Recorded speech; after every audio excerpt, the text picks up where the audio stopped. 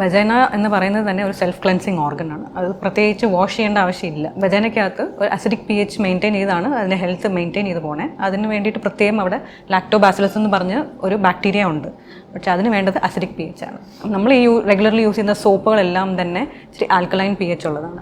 അപ്പം നമ്മൾ ആ സോപ്സ് യൂസ് ചെയ്യുമ്പോൾ ഉള്ള പ്രശ്നം നമ്മൾ ഈ ബാക്ടീരിയനെ നശിപ്പിക്കുന്നു എന്ന്. ആ ബാക്ടീരിയനെ നശിപ്പിക്കുമ്പോൾ നമ്മുടെ വെജൈന അൺഹെൽത്തി, അസിഡിക് ബാലൻസ് പോയി. അങ്ങനെ വരുമ്പോൾ വേറെ ബാക്ടീരിയയുടെ ഇൻഫെക്ഷൻ വരാനും ഈ ബാക്ടീരിയൽ വെജൈനോസിസ് പോലെ ഇൻഫെക്ഷൻസ് വരാനും സാധ്യത വളരെ ഹൈ ആണ്.